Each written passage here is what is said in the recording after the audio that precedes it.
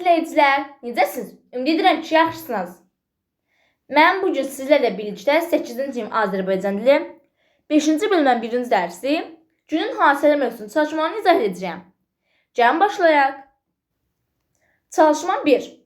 Deyir ki, Həsən bəy Zərdabinin qəzet nəşr etməsində məqsəd nə idi? Qəzet nəşr etməsində səbəb bu idi ki, mədəniyyətimizin inkişafı üçün. Çalışma 2.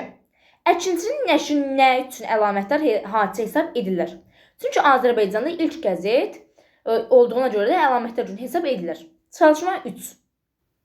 Çalışma 3 deyir ki, 19-cu və 21-ci əsrdə mətbuat mövzusunda söhbət aparın. Siz də belə mətbuat haqqında belə söhbət apara bilərsiniz. Bu da belə.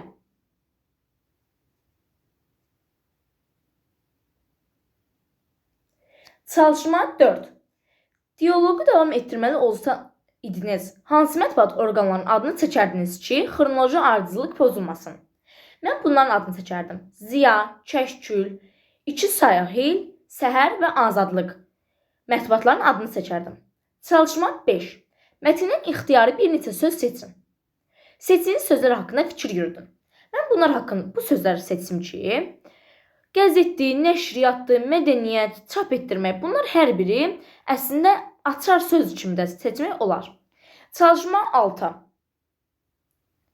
Deyir ki, mətndə fərqləndirilmiş sözlərin leksik mənasını izah edin. Fərqləndirilmiş söz, qəzet və bülletin sözlərdir. Gəlin izah edək. Qəzet kütləvi informasiya vasitəsi kimi nəzərdə tutulan mətbuat nəşrdir. Bülletin isə ictimai əhəmiyyəti olan hadisə haqqında qısa məlumatdır. Çalışma 7. İnformasiya sözünün sinonimini tapın. Bu sözlər həmişə bir-birini əvəz edə bilirmi? İnformasiya sözünün sinonimi məlumat sözü ola bilər. Çalışma 8. Bağlı sözünün omonim olduğunu əsaslandırın. Bağlı bəli omonimdir. 1. İp ilə bağlanmış. 2. Sarğılı. 3. Qıfıllı, kilidli. 4. Bağı olan, yəni bağlı. L burada şəkilçi kimi. 5. İşlənməz, keçilməz yol, yəni bağlı yol. 6. Bitmiş, bağlı, bitmiş də, yəni bitmiş, qurtarmış. Bağlı elan olundu. Məsələn, bura bağlı elan olundu. Bura xət qoy. Aha, belə. Çalışma 9. Deyir ki, çalışma 9. Jurnalist və müxbir sözlərinin leksik mənasını izah edin. Jurnalist, jurnalistika ilə məşğul olan peşəkar ədəbi işçidir. Müxbir isə yerlərdən xəbər yığıb, göndərən məlumat orqan işçisidir. Bu da belə. Çalışma 10. Deyir ki, uyğunluğu müəyyənləşdirin. Birə aid olacaq 1. D variantı, üz çox mənalıdır.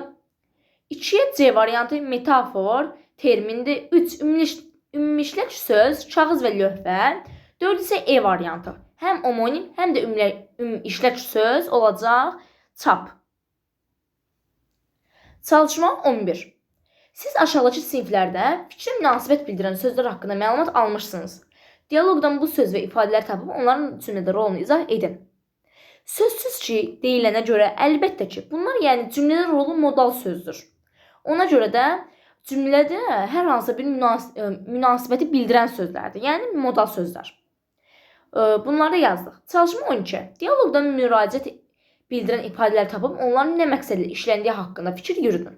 Müraciət bildirənlər əziz, əziz dost, dostum kimi ifadələr burada müraciət bildirir. Çalışma 13. Deyir ki, qəzetinizə vermək üçün aşağıdakı nümunə əsasında bir yazı hazırlayın. Burada bizdən soruşur ki, İlk operamız nə olub? İlk operamıza bunu yaza bilərsiniz. Sonra ilk qəzetimizə bunu yaza bilərsiniz. Əkinçi qəzetinin 1875-ci ildə çap edilib ilk dəfə. Sonra ilk jurnalımız Molla Nəsrəddinin jurnalı olmuşdur. Əliqulu Qəmküsar tərəfindən və başqaları da var həmçinin. Bunu da belə yaza bilərsiniz. Və bizə orada ilk verilir. Bunu da ilk teatr olaraq yaza bilərsiniz ki, Həsən bəy Zərdabi Bakıda 1-ci Müsəlman Dram Truppası adlı ilk profesional teatr təşkil edib. Bunu da belə yaza bilərsiniz. Bunlar hər bir çalışma 13 aiddir. Bunları birləşdirib bir qəzet etmək mümkündür. Çalışma 14. Əkinçi qəzeti Azərbaycan mətbuatının təməlidir adlı təqdimat hazırlayın. Siz də belə bir təqdimat hazırlaya bilərsiniz. Bu da çalışma 14.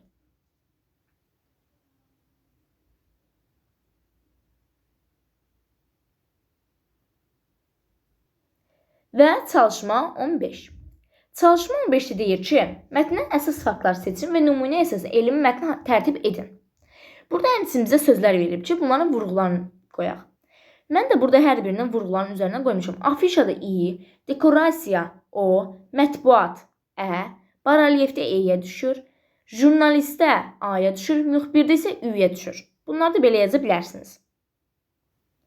Və əziz izləyicilər, günün hadisələr mövzusunu çalışmaları bu qədərdir. Sağ olun əziz izləyicilər.